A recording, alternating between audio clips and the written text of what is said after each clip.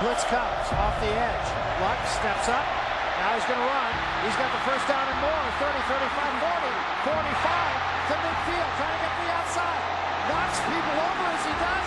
Now he's got some blockers all the way down to the 21-yard line and out of bounds. And that's not the first time he ever done this. Step up. 25. They're not going to catch him. Hogan to the middle, and it's complete. McCaffrey! Will he score on the first play from scrimmage? Yes! It's huge. It's great to be as a player and now be as a GM and watch these guys. I'm going to watch here for a second. Oh, ball! Go, Jay, go! Go, Jay! Go!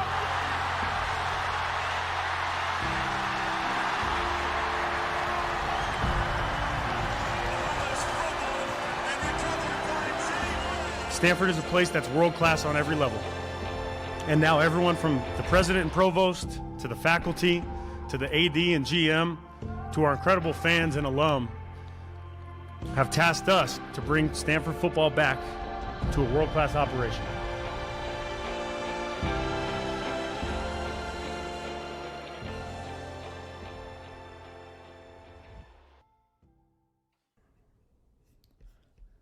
Welcome, everyone, to the second episode of the Cardinal Canopy Podcast. My name is Alex Howe. I am better known as Stanford Football Updates on Twitter and Instagram.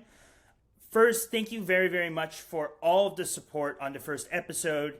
At the time of the recording, we're about to surpass 100 plays on both Spotify and Apple Podcasts. I really started this as a passion project and just to really put my thoughts on Stanford athletics out there in one place. So I really just appreciate the support. My second guest on this podcast is none other than another Stanford legend and legendary Twitter follow, Bo McNally. Bo was the starting safety for Stanford football from 2005 to 2009. His two head coaches were Walt Harris and Jim Harbaugh. After coaching as a graduate assistant at Syracuse University, Bo's had a successful working career in doing commercial real estate. In 2025, Bo, alongside legendary Stanford greats Christian McCaffrey, Richard Sherman, John Lynch, Tyler Gaffney, Darren Baird, David Bergeron, Chuck Evans, and James Carlos McFall, launched Stanford Football Alumni United, which is working to return Stanford football to glory through mentorship, events, and leadership in this new NIL era. Welcome to the show, Bo. Thanks, Alex. I'm excited to be here. Awesome. So, Bo, today I just want to get some thoughts from you about your Stanford career, how the program's changed since you've graduated, what you're doing at Stanford Football Alumni United, and Stanford's place in what people are dubbing the New World Order of NIL. And Sure. then, obviously, I love to hear your thoughts on the 2026 Stanford football season. So, first, during your career, when you think about your Stanford playing days, what stands out to you immediately? Well, first of all, Alex, I really appreciate you and all that you're doing for Stanford football and the Stanford athletics more broadly. As we were getting ready to get this started, I mentioned to you, but I just wanted to say it publicly that, I think having an account like you that is passionate and positive and, advocating for players is a real asset for Stanford and for the athletics overall. And so I really appreciate everything that you're doing on that front. And then I also, before, it's a great question. I'll answer it, I promise. But I did want to just mention briefly, Josh Mauro, who was a teammate of mine, passed away recently. I just wanted to give my, my thoughts and my love to his family and loved ones. I've had a chance to connect with some other teammates of mine that were really close with him. Josh was just a true freshman. I was a fifth year, but he had an amazing energy and was a really, joyous dude and had a positive impact on those that were around him. I feel very lucky that I got to know him. And so I just want to send my love to his friends and family and loved ones. He's a great dude and it's really tragic. But when I think about, to answer your question, when I think about, what stands out to me from my career, it was I'm one of few people from that generation that got to see both sides of the program. And what I mean by that is I got to be a part of the what it was like to be a true losing program and a losing culture, and be a contributor to that losing culture without realizing it. And then I also got to be a part of seeing a winning culture built from the ashes of that losing culture. And so I got to learn a lot about myself, my teammates. We all got to learn a lot about each other and be a part of kind of digging ourselves out. And it sounds funny, but I tell people, and Alex, I was teasing you about being so young that you don't remember that 2006 season, but we were 1-11, and I tell people that I'm really grateful for that 1-11 season, because without knowing what that felt like, it wouldn't have felt so sweet, to dig out and get to a bowl game my senior year, and then watch those teams after I left go 12-1 and 11-2, and then ultimately on to Rose Bowl championships. So, I have a lot of gratitude for my time, and it was cool to be a part of that rebuild. That's awesome. Actually, you launched me for my first bunch of questions. I did want to touch on Josh Mauro, legendary Stanford defensive end, party in the backfield, and most importantly, your teammate. What do you remember most about Josh as a teammate and a person? It's a great question, and it's funny. There's certain guys that you play with that you kind of lose touch with. There's so many guys you play with, hundreds and hundreds of guys, and it's hard to stay in touch with every one of them. And Josh was, unfortunately for me, one that I saw him a few times over the years, and we got to say hi at Stanford events where we were there at the same time, but we didn't stay in touch. But man, his smile was unbelievable. And he was you could see how genuine the joy was every time I see him, whether it had been, a month or 5 years, was just this big, genuine smile. He brought so much joy to every room he was in. Your football playing legacy isn't everything. He's the person he is really what matters. But he was a dog. Like absolute, one of the things that helped that turnaround were guys like Josh that came in, bought into the culture, and just fought and scratched and clawed to get every last ounce of potential out of what God gave him. And he was one of those guys. He was wired in a way that he only had one speed and was an absolute dog. So I'm super grateful that I got to know him and got to be impacted by him. And I know there's a lot of people that feel the same way I do. You touched on this a little bit in your answer, but how should Stanford fans remember Josh Mauro? Great teammate, great person. And I think, founding member of Party in the Backfield is a great way, to remember him. Cause I think he'd take a lot of pride in that. I think he'd be smiling about that. Awesome. And I know Josh is smiling down on all of us and is smiling down on the program. And so we wish his family the absolute best during this time. You were a part of those late 2000s Stanford teams. You mentioned going from 1-11 to the Jim Harbaugh glory days. What defined those teams? Oh, man. It was a really difficult time to say that it was easy to turn that program around would just be a dishonest statement. It was a really challenging time. And I think, if you're going to distill it down to one word of what turned things around, it was competition. And you hear Coach Pritchard, Tavita, alluding to that a lot, the way he talks about what this team's going to be all about. And Harbaugh brought with him such a genuine, psychotic, desire to compete that he forced us all to adopt. And if you weren't willing to adopt it, you weren't going to survive. And people have told stories, and some of my favorite things that we did that were just in hindsight, it's lucky that more guys didn't get hurt doing it. But, we had these mat drills where you tie a tube sock to your ankle, and it's 1 versus 1 versus 1. And it's 3 guys in the same position group fighting to the death to see who can rip off the other guy's tube sock off his ankle, and everyone, everyone's with bloody noses and getting elbowed in the face, and it's it's an all out brawl, and And he just he took us to a place where everything we did was competitive, and we learned to be comfortable with that competition and almost crave the competition, and that obviously carried off-season workouts, mat drills, but it carried over into the practice field, and through that constant competition you build confidence, you build belief in each other, you build belief in yourself, and that carries over to Saturdays. And it's what was really hard about that rebuild with Harbaugh is in the early years we just still didn't win. We went, we won more games each year than the year before, but we went from 1-11 the year before he got there to 4-8 and 5-7. That 5-7 season was really disappointing because we were doing a lot of the right things, but just we still weren't there yet. And then you still want to believe and you still want to buy into what you're doing, even though the results weren't shown on the field. And then halfway through that 2009 season, a little over halfway through, we were 5-3 with 4 games left, and that was our exact record the year before through 8 games. And we went on a 4-game losing streak and finished the year 5-7. And so that, that season we obviously went 3-1 in those last 4 games. But it's competition builds belief. It builds trust in your teammates. It builds confidence. And without that, constant competition that Harbaugh instilled in that team, that it's hard to imagine that turnaround happening the way that it did.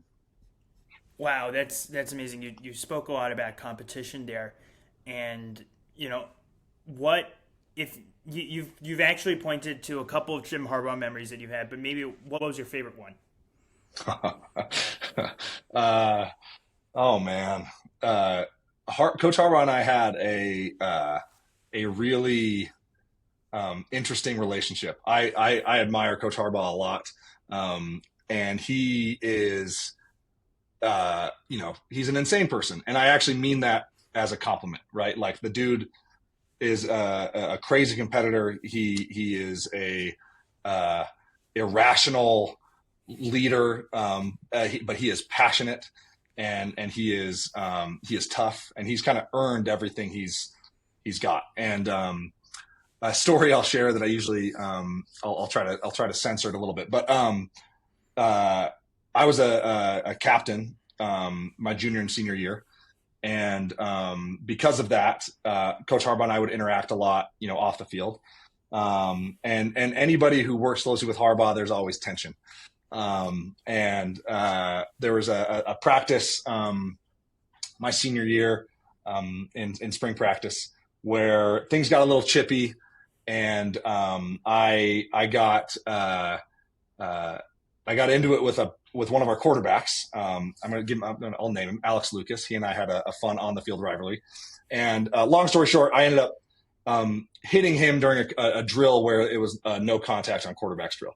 Coach Harbaugh, yells at me. We get and I was one of the reasons I was voted captain is because I was very coachable and I listened and I always showed respect to authority figures.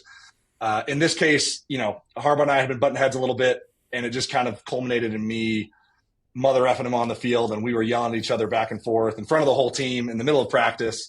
And Clayton White, who was the DB's coach, had to pull me off the field, and I'm still yelling at Harbaugh as I'm walking away, and things kind of settle down. And a couple plays go by during this team period, and Clayton White, he's like, "Hey, you want to go back in?" I was like, "Yeah, absolutely, I want to go back in." So he sends me back in. Harbaugh sees me come back in, tries to throw me off the field again. We get in another shouting match. He ends up kicking me out of practice. So I go in the locker room, and as soon as I get in the locker room, I kind of calm down, and I'm like, crap, like that was bad. Like I should not, as a senior captain, should not be screaming at the head coach and mother effing him in front of the whole team. Like that's a bad look. I got to go talk to him.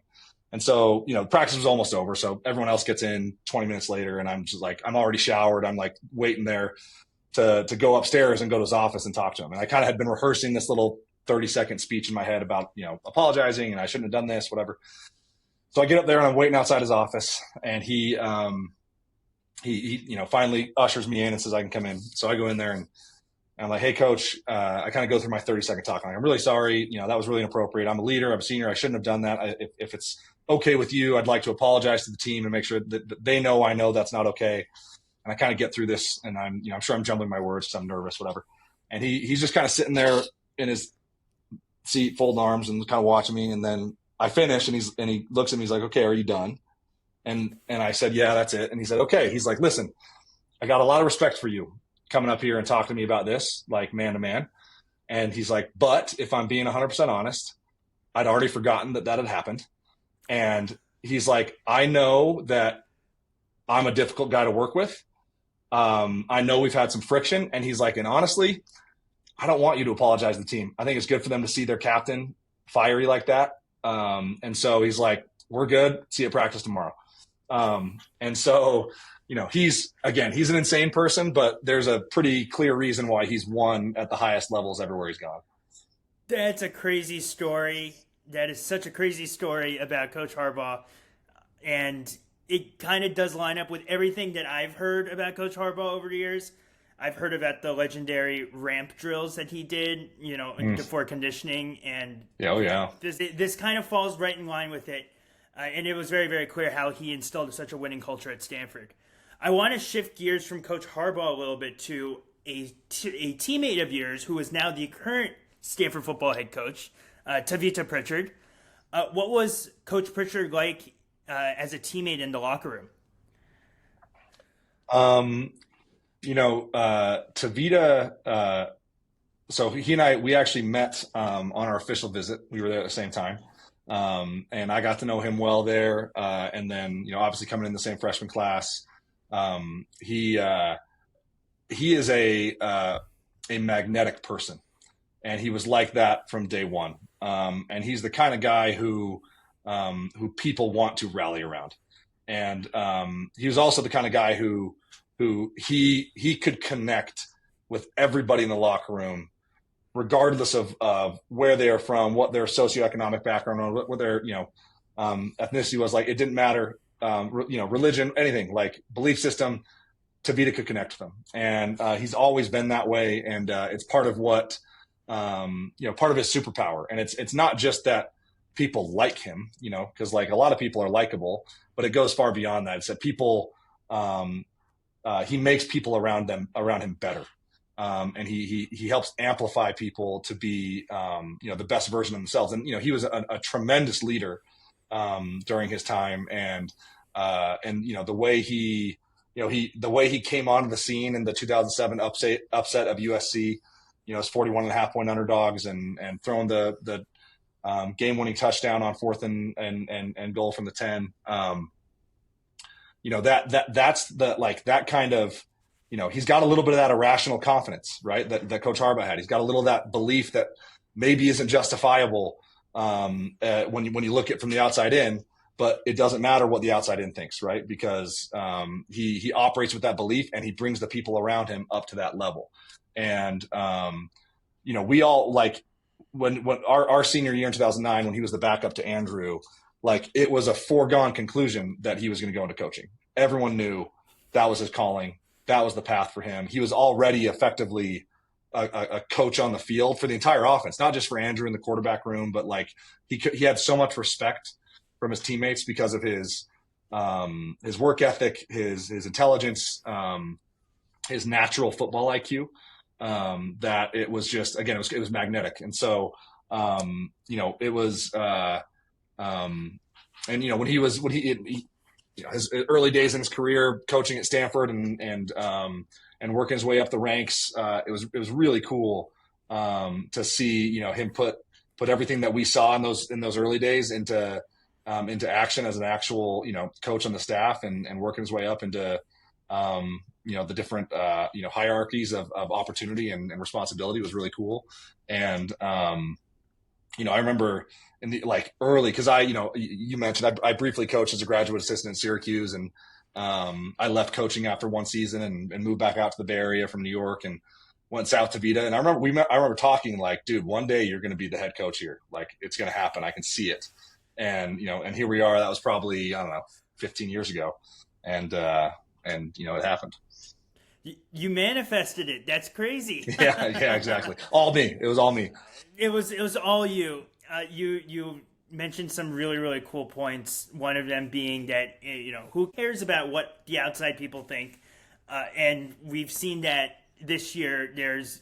I think we've all seen what the national pundits have said about the Stanford team being, it'll be a continuation of last year or worse than last year.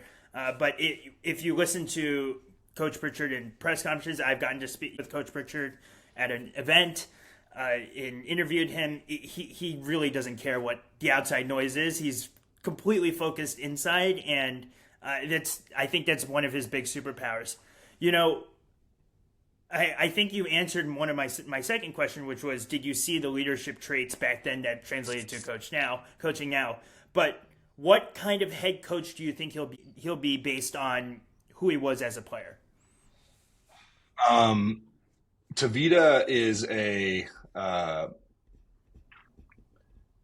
he builds belief, and I'm a big, in my experience, again, I feel very lucky to have been a part of a losing culture. And I know that may sound strange, but part of it was I got to take a hard look at myself and realize and recognize I'm part of the problem. I'm contributing to this losing culture, right? And how can I make sure that doesn't happen again, right?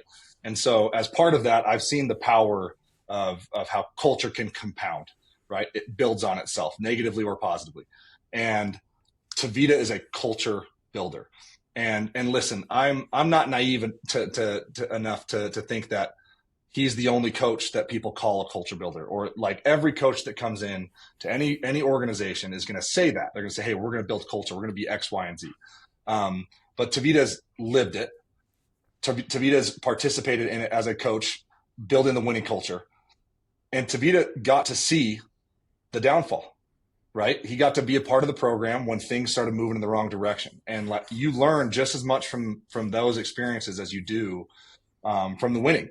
And so Tavita is going to build a culture of again, competition and belief.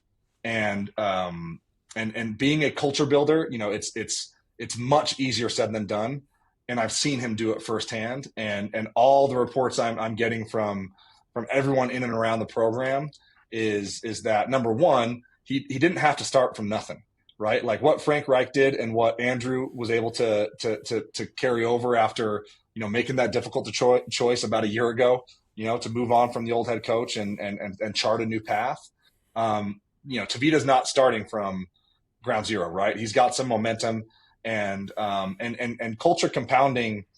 I don't want to get ahead, so I apologize if I'm answering some questions that you've got written down. But like, you're not the player retention that we were able to achieve, and the leadership that exists on this team is such a win, and such an opportunity for that culture to compound and to build for the next generation. Because you need guys that are bought in and believe, even when things aren't going great, right? And you've got a bunch of leaders right now on this team that decided to stay. And there's a bunch of those guys that had people knocking on their doors and trying to get them to enter the portal, and they chose to stay, and that's a huge sign of again, what Andrew and Frank were able to do last year, and that these guys stay and believe in what Tavita's doing and going to build. So I think he's going to build, again, he's going to build a culture of competition and belief. And I've seen him do it, and it's already happening. You mentioned a couple things in there that I want to touch on. First off, what a job Coach Frank Reich did with the Stanford program right after the Troy Taylor era. This program was at vibes-wise at an all-time low because of what happened at post the David Shaw, post Coach Shaw retirement. The program was completely in the dumps, and Coach Wright kind of instilled some really, really strong values and principles and willed this team to a 4-win season, which 4 wins in the scheme of the last 5 years was not an insignificant number of wins. And so I just want to shout out. I know Coach Reich he's now the offensive coordinator for the New York Jets. I wish him the best. I think every Stanford fan who is out there is really, really happy with the job that he did. I personally give him an A- grade throughout his time at Stanford. The second thing you mentioned that was very, very interesting was the player retention. And I love that you mentioned that. I want to shout out a couple of those guys, Micah Ford being one of them, Jay Green, another one, Braden Marceau Olayinka, Simeone Pale, all of them, I'm sure they all got really, really strong NIL offers from other schools, and they chose to stay at Stanford to build a culture. And that says so much about them, and it's helped, I'm pretty sure that it's helped the program tremendously from there. This all leads into my next question. You graduated 2009. You've watched Stanford football till now. How has Stanford football changed or stayed the same since you graduated? There's been, there's these different eras, right? There was the turnaround, and then there was, the Shaw continuation of the success, and then there was the kind of the slide down, and then there's been this, COVID had a uniquely negative impact on Stanford athletics. For a number of reasons that we don't need to go into now. And it just feels like there's been this, lull of momentum, across a lot of Stanford sports. And, that seeing that change, and for the guys that were part of that 1-11 and the rebuild and kind of seeing the slide into back where we were before that was, I'm not gonna lie, that was brutal, brutal to watch, brutal to witness, because I know there were a bunch of guys on that team, on those teams in those eras that were great dudes and great leaders and great football players and wanted to win, and just, it wasn't happening. They weren't translating to results. And so that was really hard to see. But it also, in a weird way, it's energizing. And there's a lot of people, like me, that are, outside of the program formally, that have a lot of passion and energy and almost anger for no, we're going to get this thing back to where it belongs. We're going to bring Stanford football back to where we're supposed to be, which is at the top of college football. And then that's great that there are people like me that are outside the program. But what's more important now is that there are way more people inside the football program, the athletic department, and the school administration that all believe in that. And that to me is the biggest difference of, if you think about how things have changed over the years, there's a pretty direct correlation to some university leadership that led to a downward trend. And that has since been course corrected. And we are in I believe, the best place Stanford has ever been in terms of top to bottom support.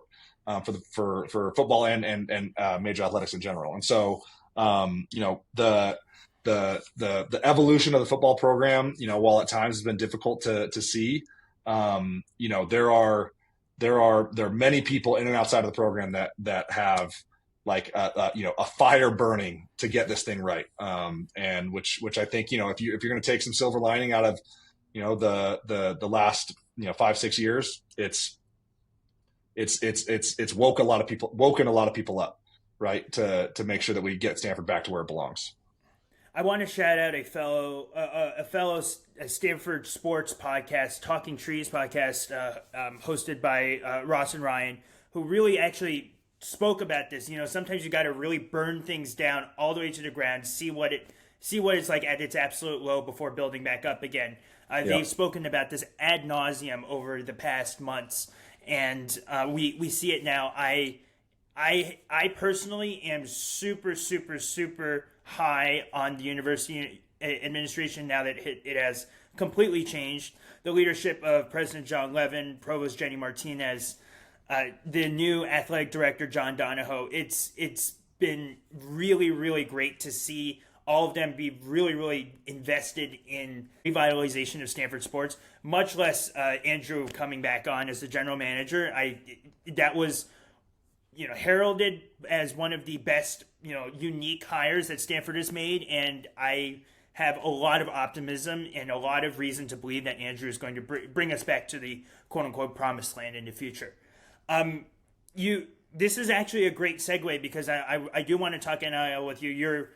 Bo, you're very much in this with Stanford Football Alumni United. Why don't you describe to our viewers what Stanford Football Alumni United is and what's kind of the mission of the group? Yeah, I'm really glad you're asking that because it's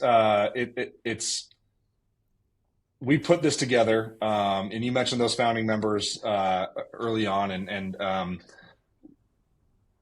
Stanford football, the alumni brotherhood has helped each other in many ways over the last 60, 70 years, right? Like we got guys from the 60s and 70s that still contribute and support the program in a lot of different ways. And that's all kind of happened over the years in kind of indirect or informal ways, right? Like just introductions here and there, making connections. Matt Doyle has done a great job of trying to rally alumni over the years to come have internships. Players do internships over the summers and have career fairs and networking events for football alumni to come back and meet current players. And part of the core of the mission, I'm just going to call it SFAU to abbreviate, so I don't have to say Stanford Football Alumni United every time. SFAU is to try to like formalize that connectivity a little bit, right?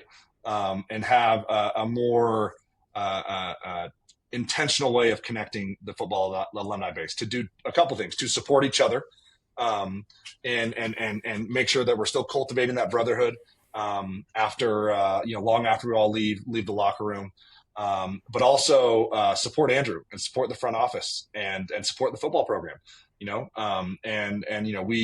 We took some baby steps last year with we hosted a bunch of tailgates at away games. We co-hosted a lot of those with the Stanford Parent Association, which was a blast. Shout out Michelle Walford, and had a bunch of great kind of alumni networking events. We just had our first annual Stanford Football Alumni Golf Tournament and had a great turnout of 75, 80 guys spanning 50, 60 years of Stanford football. It was incredible. And so we're doing everything that we can to bring the football alumni community back to support like the current Stanford football program. And then that's kind of the first iteration of this. And we also we want to create a clear understanding for the current players on the team right now, the value in the network when you leave. Right, you're done with school. You've exhausted your eligibility at Stanford, because that's what we want. We want guys to come here and stay here and finish your career at Stanford. And while they are here, we want to help them see the power of what this not just football alumni network, but the Stanford alumni network in general is for life after football. And that's a big part of our mission with SFAU. And then, the other piece is we're trying to make it easier for guys to stay connected. And again, Josh Mauro is at top of mind for all of us right now, but he's unfortunately an example of a handful of teammates of ours that I've had that have passed away from various causes over the years. And we want to make sure that guys have support when tragedy strikes, and that guys have, if they're going through hard times in their lives, like they got people they can lean on that they went through, the trenches with back in the day, and so trying to again, cultivate that brotherhood is a really important part of our mission. And it's been cool because, we kind of founded about a year ago, and, it's clunky a little bit getting things off the ground, but we feel like we're really hitting our stride and have a lot of great momentum. And what's cool is every week, more and more guys are reaching out and saying, "Hey, I'm just learning about this. I'm just finding out how can I help? What can I do?" Which has been really cool. That's awesome. And, a couple things that I want to hit on with what you said. One is that it is first a mental health message to all of our viewers. Yeah, you're never alone. There's always someone thinking of you. If you feel like you need help, get help. It is so important. And I'm very, very glad that SFAU is providing that outlet for many of the old Stanford football players that have come through this program. And the second one is one of the big recruiting pitches that I know Coach Albert Garcia, Jordan Watkins, Waddy, Andrew, Coach Pritchard all use is this is a lifetime decision you're making coming to Stanford. You're not only just coming to play football. You're coming here to the premier academic institution in the world and the statistically hardest university to get into in the world. to play football, and the network that you get afterwards is, second to none. And so that's fantastic that you're doing all this. Stanford was behind in NIL. I think is the right word to use now, because I feel like we've caught up quite a bit. But in general, in today's landscape, how hard is it for a place like Stanford to compete in college athletics, and more specifically college football, in your mind? Yeah, it's a really good question, and I think it's hard for any school that cares about doing things the right way. And I understand, the Stanford way for some people is like it has a negative connotation, because like, oh, we're going to puff our chest up and we're better than you. But I personally have always loved that about Stanford. Now, have we sometimes gone to the extreme too far on one side of that relative to where we should be? Absolutely. Again, I think with the current administration, athletically and for the school, we're in a much more rational place there. But it's hard because I've got connections with people that are negotiating deals at other schools and are agents and working with all these places, and it's not too dissimilar from my era, where there were just a handful of teams that like didn't care what was right or wrong, and they're just going to do what they wanted to do to try to win. And we proved during a previous era that we could do it the right way and kick the crap out of those teams. And I still believe that's true. Now, all that being said, we still need to find a way as an institution, and we are in the process of working through this. I say we as if I'm part of the school. I'm not, but Stanford we are building a way to do this the right way, to pay above the revenue cap or revenue share limit, and make sure that we're doing it in a way that can be competitive, so that players don't have to take massive discounts to come play major sports at Stanford. But also make sure that we're doing it in a way that we can feel good about. We can sleep at night. We can, if and when legal challenges come, we can say, yeah, we did this the right way. We've got everything covered. And that also, should hopefully make people that are helping fund some of these transactions, or businesses that are going to be doing NIL deals, can feel good about, like, oh yeah, we're doing this above board. And there are obviously plenty of schools out there that just don't care. And they're almost like saying, I dare you to come challenge my NIL deals. And like, that's great for them. That's never going to be Stanford. And I feel good about that, right? The same way that I feel good about, the academic standards at Stanford not being a race to the bottom with every other school. And again, Syracuse University is a great school. I love that place. Holds a dear place in my heart.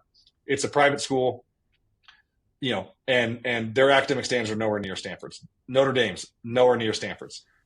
Duke's nowhere near Stanford's. I know this because when we were recruiting, the kids we were recruiting did not have the grades to even get close to Stanford, and all those guys were offered and going to schools like Notre Dame, Duke, and Syracuse. So I think Stanford needs to maintain our standards, and of course, it's going to come as no surprise, especially I snuck in the back door at Stanford because of football, right? I got some leeway on my test scores and my GPA, the same way all athletes do, but it still is at a standard that is so much higher than any other major football school in the country expects.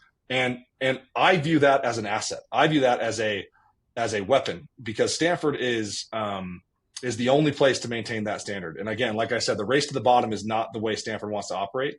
And so leaning into that and making sure those players that truly care about excellence in every aspect of their life are coming to Stanford, because number one, our football program is competitive every year, and number two, because you don't have to take a huge discount to come play at Stanford on the rev share and NIL front, right?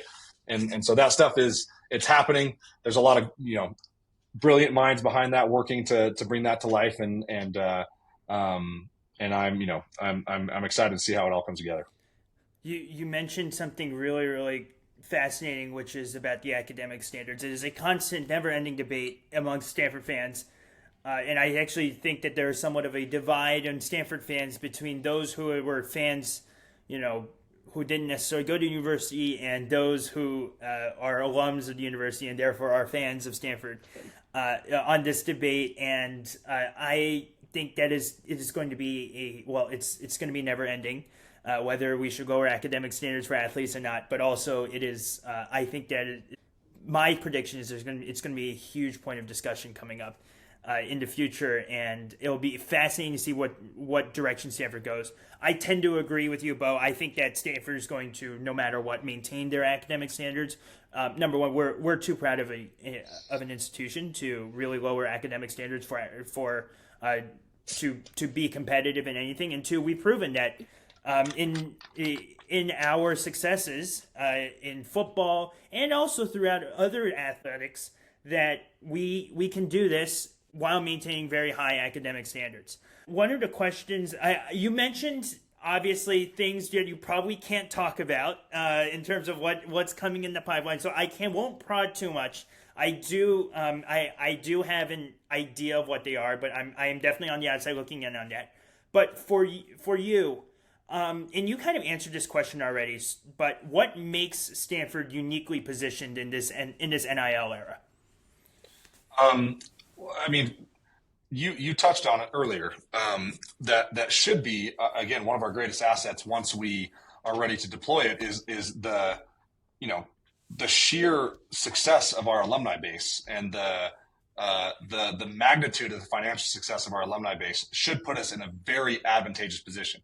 Now, what is also true is that a lot of our alumni base is not willing to do something that is deemed as potentially unethical, right? Or against the rules, or even against the spirit of the rules. And again, I view that as a good thing. I'm proud to be associated with a university that cares about that. And so I think one of our secret weapons is hopefully a lot of dry powder that's been on the sidelines and or been allocating those funds differently, right? Like Andrew has done such an unbelievable job of fundraising for football, right? And for good reason. The football program needs it, right? Because to remain competitive with a much bigger staff than we've ever had, and revenue share and facilities and all these things that we need to do, we got to raise money for that, right? And so I think a lot of people have been, understandably so, potentially allocating money there. And the hope here is as we get our NIL game plan deployed, that there's a lot of folks that are ready to help, step up and make that happen. And just as a little side note pitch, if there's anybody out there that ends up listening to this episode and wants to talk about that because they're willing or want to contribute, my DMs are open. And if you're going to be in a position that you want to, help the program through NIL, there should be, in short form here, in short order, an opportunity for you to do that. So, at Bo McNally on Twitter, shoot me a DM. That's And also Alex, just, so there's that part, right? That is how we can be competitive in this era of NIL. And then the other piece is, we have to be competitive. We have to be at the top because a place like Stanford needs to be a part of major college athletics, because it has to be proven that you don't have to lower your standards. You can do it all.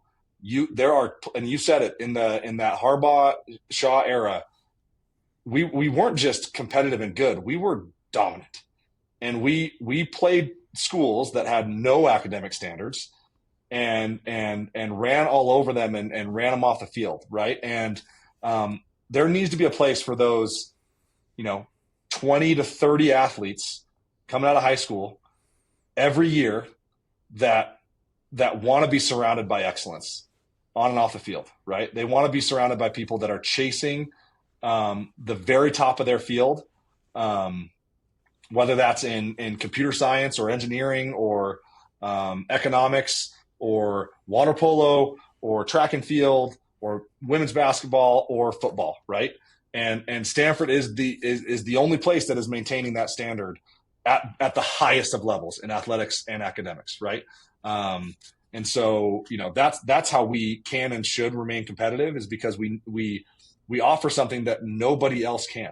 There are schools that try to say that they will, but they don't, because they lower their standards, and the people around them are not at the caliber consistently that Stanford has to offer. Again, on and off the field, in the classroom, in your dorm, at the dining hall, right? The people that you end up becoming friends with and learning about are the best in the world at their field, across a bunch of different disciplines. That you said it best, and it is so important for Stanford to stay on top because we are the premier research institution, and we have historically been the premier athletics institution.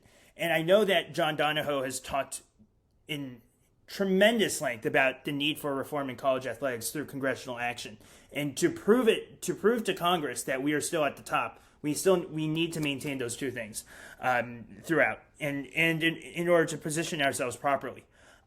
You touched on this and how important alumni involvement is. How can alums impact the program right now?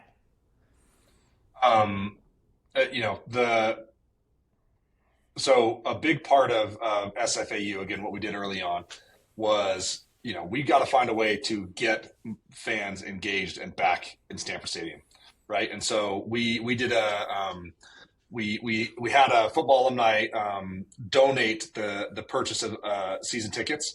So and then we give those tickets away to first responders, fire departments, boys and girls clubs, try to fill up those seats in the stadium every week. And so I know that's a huge priority,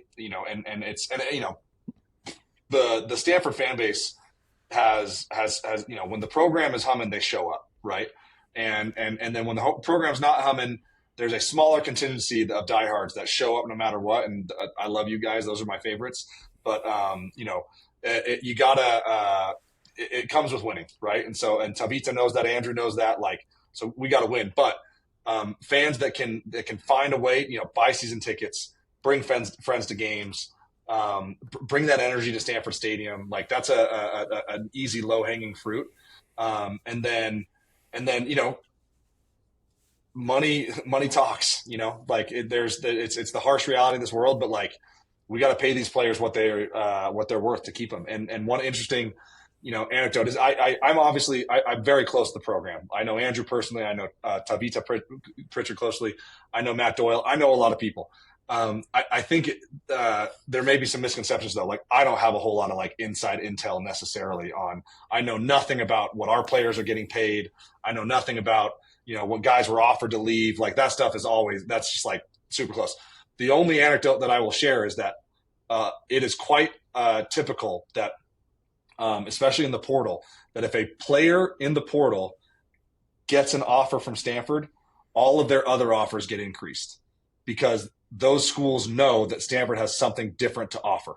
And so we're competing against people that are going to say, oh crap, they're interested in Stanford. Now we got to offer more.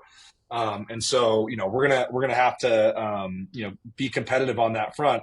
And so if there's people with the means to contribute financially to either directly the football program or through NIL, it matters now more than ever, and if you aren't able to do that, which, there are plenty of people who aren't, that's totally okay, but do what you can to get to games, away games, home games. If you don't live nearby, if you're not in the Bay Area, but you're a diehard Stanford fan, plan a trip to come out to a home game, just show up for the team. And because that's what it comes down to is like I said, I played during some dark days in the 1-11 season.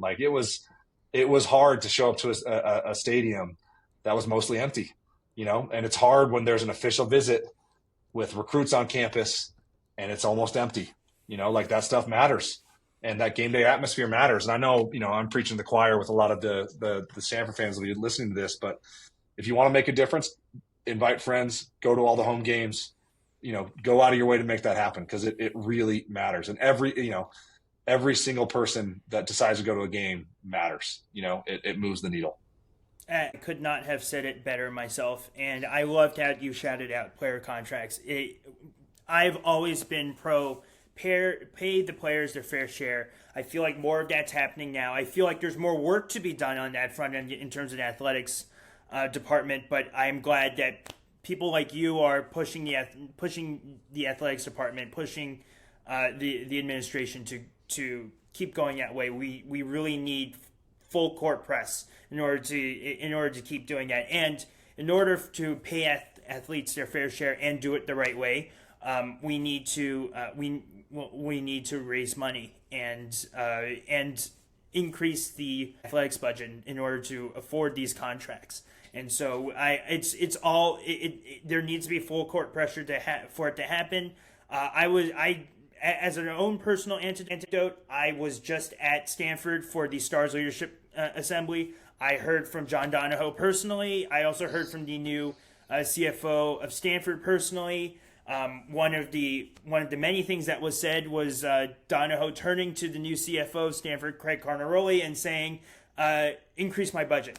Like literally just flat out increase my budget. And so we need outside pressure to get the university to continue to do that. I'm going to switch gears from NIL to the 2026 Stanford football season.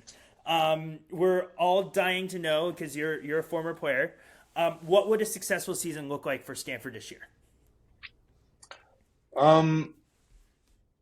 It's so I'll be a little more vague and then I'll get specific. So the vague answer to that is progress, right? And progress can be shown in a bunch of different ways. It's mostly just about how we compete every Saturday. I kind of referenced that my 3 seasons that were part of the rebuild after the 1-11 season, we were 4-8, 5-7, and then 8-5. And that 5-7 season was brutal because we were so close. We lost to Oregon at Autzen on a last-second touchdown. We lost to UCLA at UCLA on a last-second touchdown. And we made progress, but it didn't show as much in the wins and losses, right? And so we need to see progress. We need to be competing every week. We need to be improving. And I actually view, I because I'm a simpleton, I look at things through my own lens of my career. And so if I compare where Stanford is right now to my time, I actually view this year as 2009, that's the year we went 8-5 because we had momentum built, right? We had the turnaround happening. We had culture compounding in a really good way. And the reason I think, because if last year was 2007 where we went 4-8 and we beat Cal in big game and it was a huge momentum builder for the offseason and the trajectory of the program, I think like it's not unrealistic to think we can skip over the 5-7 2008 season and jump ahead to 2009 and go to a bowl game and have a winning season. And so that to me is success, right? Is if we're gonna measure it by the wins and losses, it's going to a bowl game, and or having a winning record, and seeing that progress because Tavita is he's so likable and he's so magnetic, but he's like deep down he's a stone cold killer. When you hear about the competition, the way Harbaugh was, like somebody should ask Coach Pritchard about his racquetball games against Harbaugh. When Tavita was on Harbaugh's staff, because those two would go head to head and Tavita did not back down, so he's going to want to win. He's going to want to win right away. We've got a great, again, the retention to me in this era of NIL and the transfer portal. I love players getting their fair share. I think that's fantastic and important. I hate the transfer portal. I hate the version that it's in, right? I think it's chaos. It is, and one of the reasons I hate it is because I actually I think kids get a lot of bad advice and they think the grass is greener and they end up in a situation that's not great for them. And I say that as somebody who, like, if you go back in time when the transfer portal existed after that 1-11 season, I could have made a terrible decision and said, man, that was depressing. I'm sad. I miss my family. I'm going to transfer and go home. And that would have been the worst thing that I could have done, because the best thing in my life is that I proved to myself that I can be a part of building something better. I could overcome that adversity. I could fight through the really hard, difficult times and emerge a better person because of it. And I think players miss out on that because something goes wrong, or the team's not as good, or they didn't get the playing time they thought, or I can go chase and get some money elsewhere. And you miss those growth moments and those growth opportunities. And so, I'm off on a tangent, but like, I don't love the transfer portal. but what I love about what Stanford did is this year we're really investing in development of our current players. The retention means we're going to develop these guys, right? We're going to take the players that are here and through Coach Dietrich and the coaching staff, we are going to develop them into better versions of themselves to be better football players so that we can have a better product on the field and win more games, right? And so that to me is what the objective is for this year is let's take these players that we have and make them better. You know, let's have Matt Rose, who was unbelievable last season, have an even better season this year, right? Let's take Micah Ford and turn him into our next 1,000-yard rusher, right? Let's take this offensive line that was super banged up but has a ton of potential and a ton of experience, and let's have that offensive line put together the best year that the Stanford O-line has had in a decade, right? Like that's how we look at the season is, are we making that kind of progress across our roster with development and just competition. I don't want to spoil my season preview, which I will do eventually. I promise you guys. A couple of my hot takes are Matt Ford and Josiah Galvin are going to be all ACC selections at linebacker. Micah Ford's going to have a 1,000-yard season. One of Caden High or Nico Brown is going to have a 800, 900-yard reception season. And so I think that progress is so important. And I love that you spoke about the coaches, because one of the best things that Coach Pritchard did, we can all debate how long it took and all that stuff and whether that impacted other areas, but what Coach Pritchard did in building the staff was fantastic. I can't remember the last time a Stanford football team had a position coach and an assistant position coach at every single position. And it almost felt like we had these grand plans for the transfer portal, and we decided, okay, we're going to pivot and we're going to invest into coaching and we're going to invest into development. And I think that was a really, really great Plan B strategy. There are some really, really great coaches out there. In the previous episode, I shouted out Coach Lee Kakwela, who is their new offensive line coach. I've heard great things about him. I want to shout out Coach Brian Bratton, who is our new wide receivers coach.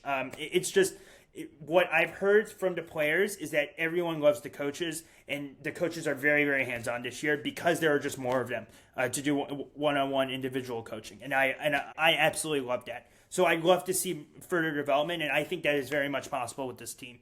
They slept on Stanford football team. I said it last year, but I really mean it this year. Like, this is a very, very slept-on team. I definitely can see a bowl game. I think the ceiling is probably 8-4, 7-5 for this team. And, that would be a repeat of the 2009 season that Bo experienced there.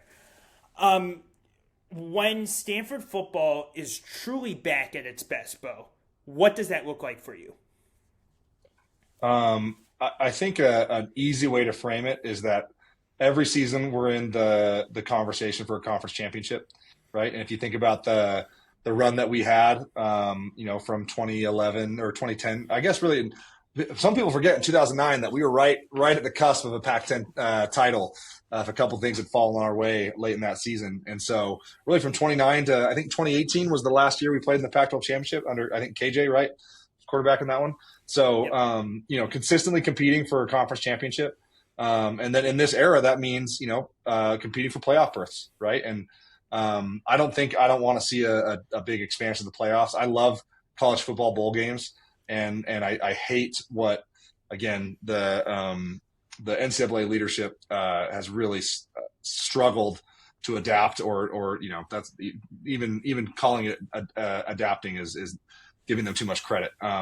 But I think bowl games are incredible ways to showcase your team and to build friendships and further friendships and brotherhood with your teammates. And I went on a couple Twitter rants about this last year. So if anybody really cares, they can go look at my Twitter. But really what it comes down to is bowl games is another chance to play the greatest game on God's green earth. And and for a lot of guys, it's their last chance to ever play it. And Notre Dame opting out and being the, crybaby thing last year was just it's so disappointing to see how people are thinking about football now. And it's becoming a little bit too transactional for my liking. But anyway, to answer your question, consistently competing for conference championships and competing for spots in the college football playoff. That is where where Stanford has proven we belong, and it's just about getting back to it. That's awesome. What gives you the most optimism about the future of the program? I know we've touched on it throughout this whole conversation. Yeah, no, I'm gonna use it's alignment. Alignment within the university, within the football program, within the athletic department, and within the alumni base. There's I hope I'm not making it sound like I'm being cryptic about like kind of what's happening behind the scenes. It sounds like you may have some, but like it's not me. I'm not like creating all this. It's like there are some brilliant minds behind the scenes right now, inside at Stanford and outside of Stanford, that are building a sustainable, long-lasting game plan to be competitive in as you framed it, the New World Order, right? And that is happening, and that would not have happened. It could not have happened 5-6 years ago because there was not alignment, there was not support, right? There was not a desire to be competitive in these major sports from the highest points in the university, and there is now. And so that alignment to go along with the leadership we have within the football program, starting with John Donahoe and down to Andrew and Tavita and Dietrich and all these, like you said, these coaches, this coaching staff that Coach Pritchard pulled together is everything I'm hearing from these players, that I talk to is a intensity and fire and passion, and they're relentless, and they are being coached hard. And as the father of 5 boys, and I got boys that play a bunch of different sports. Every time my kids are playing on a new sport team, I go tell the coach, hey, all I want from you with my son, I don't care if he plays a single play, I don't care what position he plays, just coach him hard. Hold him accountable, right? That's a coach's job first and foremost, right? Is to coach him hard and hold him accountable. And these guys are doing it. And so the optimism I have as in general, I'm an optimist, but it's rooted in that alignment and the people that we have, leading the charge.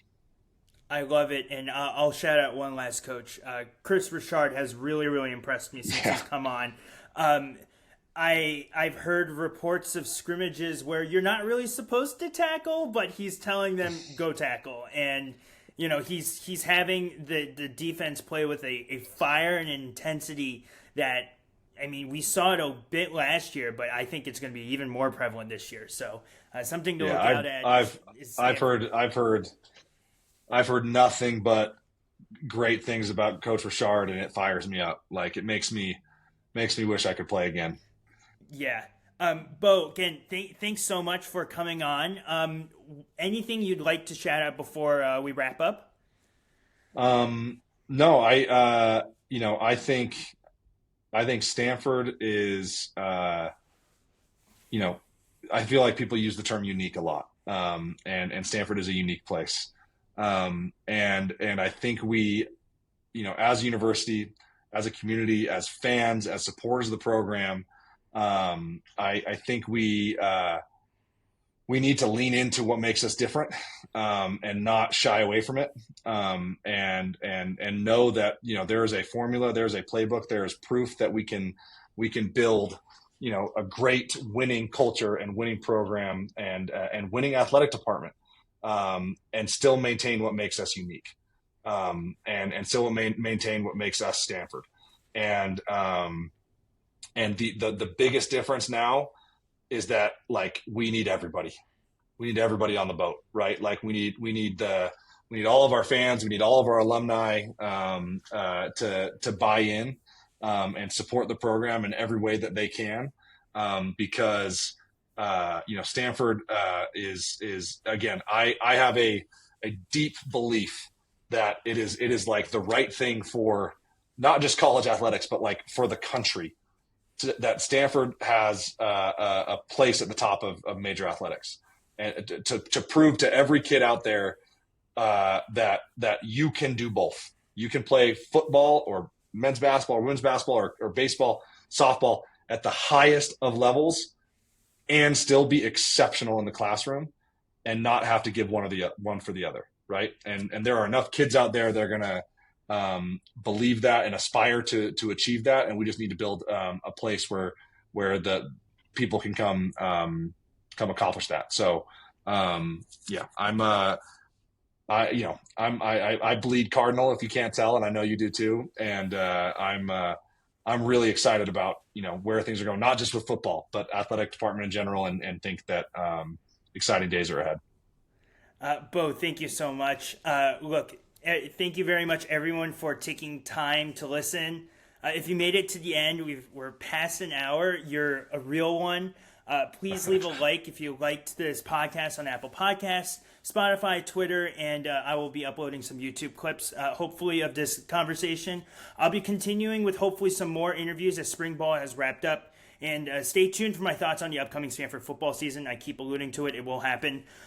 Stanford baseball is rolling again. The NCAA spring championships are starting, so it's looking like an exciting end to the athletic season for college sports, and Stanford is right there in the Director's Cup hunt yet again. I'd love to continue the conversation with all of you. For those who are meeting me for the first time, my DMs are always open. You can find me at Stan Fball Update on Twitter, Stanford Football Updates on Instagram, at Cardinal Canopy on Twitter, and the Cardinal Canopy Podcast on Instagram. Otherwise, thank you very much for listening, and let's go Stanford.